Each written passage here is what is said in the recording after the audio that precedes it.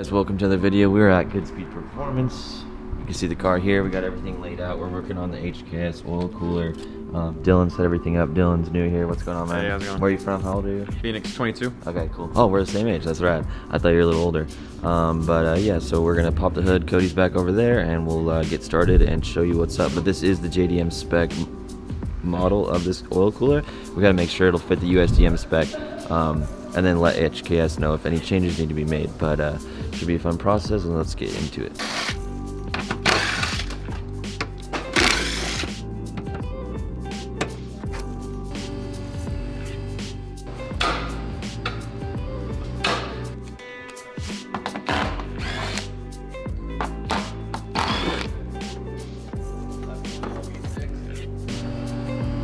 We ran into a couple issues. Joe here, you've seen before. Joe, explain to us what's going on. We ran a couple of issues here. The oil cooler actually gets mounted in this area here. Obviously we have an intercooler pipe to deal with. HKS makes a really cool ductwork system that actually comes through here and actually wraps around this way, and it's kind of in the way of this pipe as well.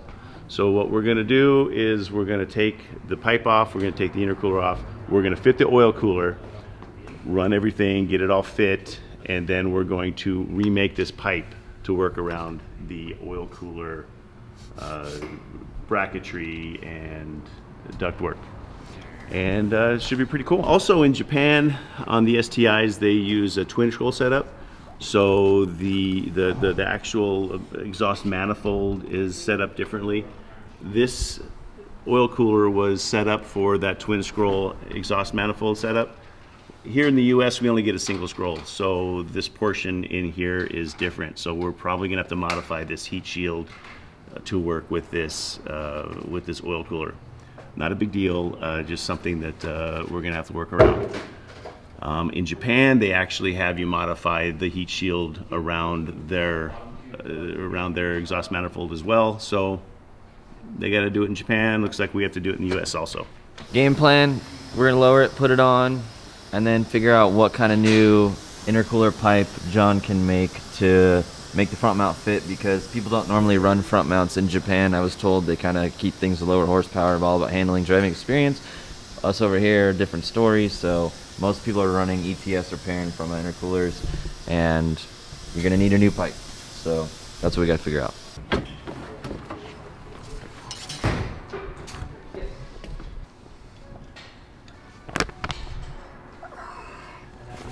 This is the nightmare of hardware.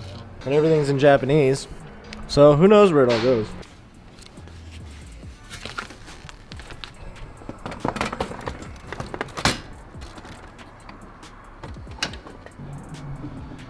Any comments or concerns, someone putting this together like you did with the jigsaw puzzle? Be patient. Their pictures don't explain very much, and it's all in Japanese, so you kind of just gotta figure it out as you go. It took me 45 minutes to figure out how to put all these pieces of metal together,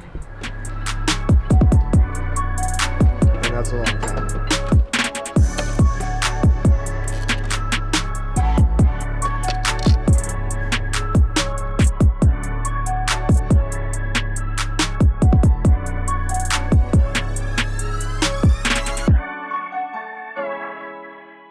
What did we find out about the book? So, my dumb was trying to read Japanese, when the second half of it's in English. Read the whole book before you start trying to do shit.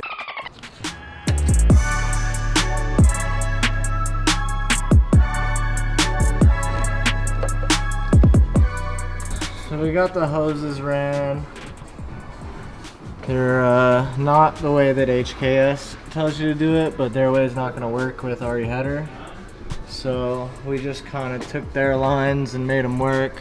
Did you drill a hole in this? No, I just cut it out with the razor blade. Oh, it looks pretty good. Yeah, I got pretty lucky.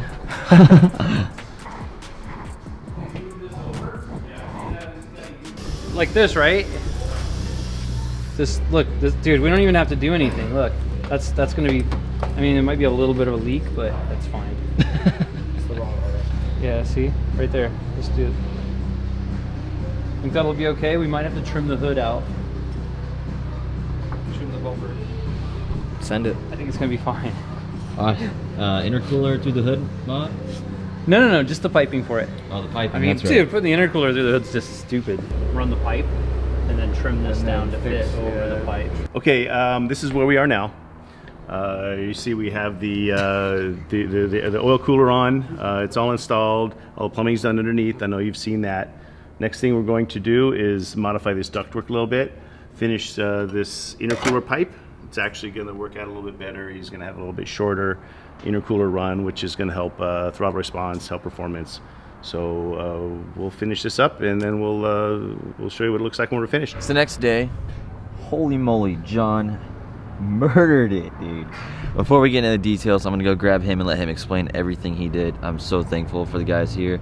They knocked it out of the ballpark to make this work on this car, and I've never had it. I told John over text, and he sent me photos. I said, dude, I've never had anything custom. I feel very, very special, and thank you so much. But let's go grab it. You want to talk about your making this car look like it doesn't even need a front bumper?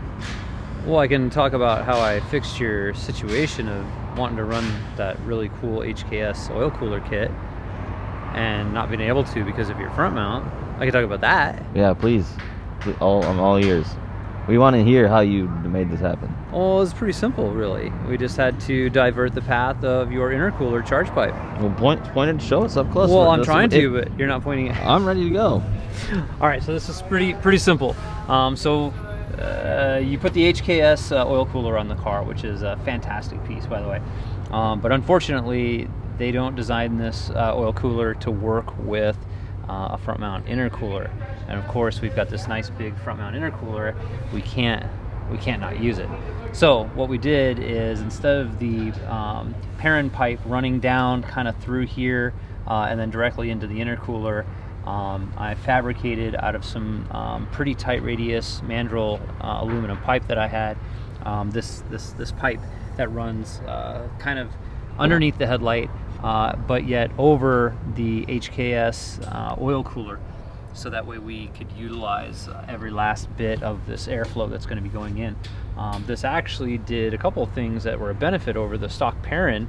Is not only did it allow us to use the HKS in its unmodified form, but we also saved about 2 foot of piping, which is going to be a dramatic increase or decrease in how long our charge pipe is.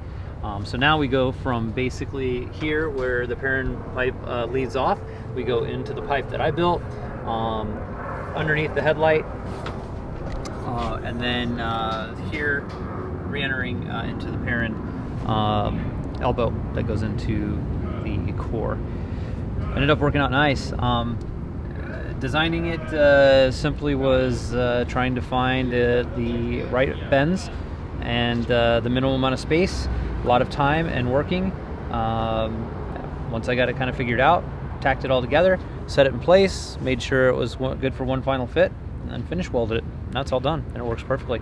And all of this here is all the factory HKS kit that we didn't have to modify. Well, Cody said he had to cut this here. We cut it a little bit, mostly just so that way we didn't have to modify your bumper.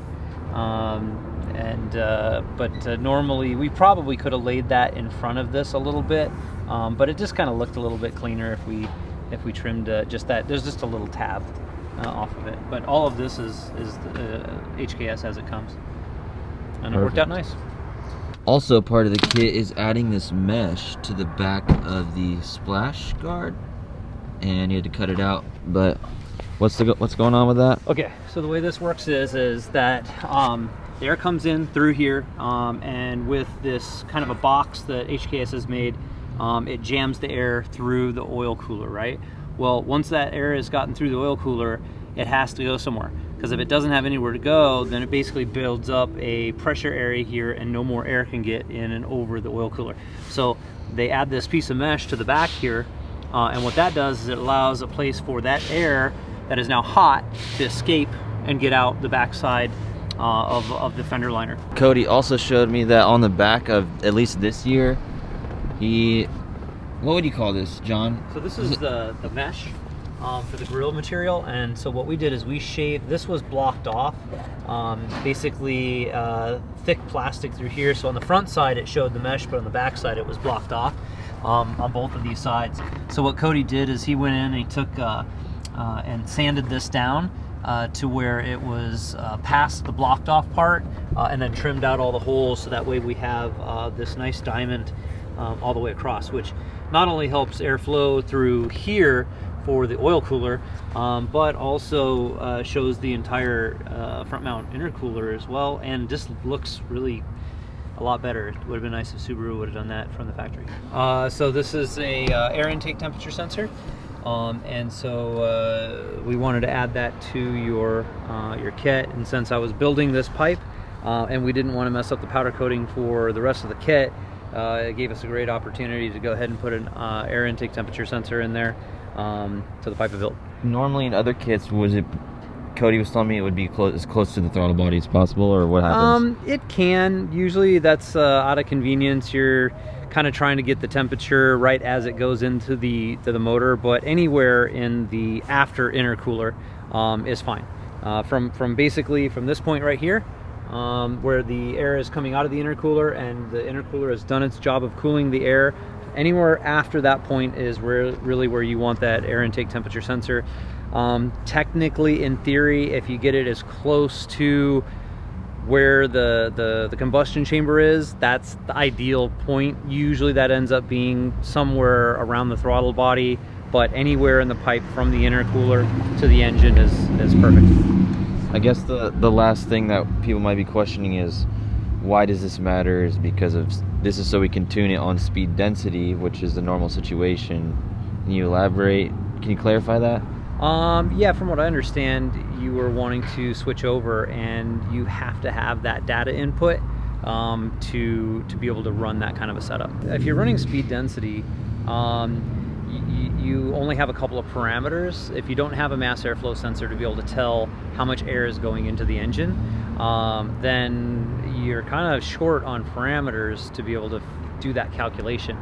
Adding the air intake temperature sensor gives you another piece of data for the ECU to calculate how much air is going into the engine. Make sense? Yep. Makes sense. If you guys don't understand, you can comment below. We can go into this more later, but if you're still learning, we understand, so ask away.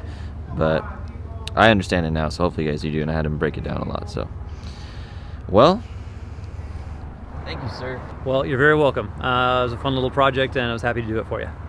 Well, we'll have to get this powder coated eventually one day and get everything laced out, and I'm super stoked to have something this trick on the car. Oh,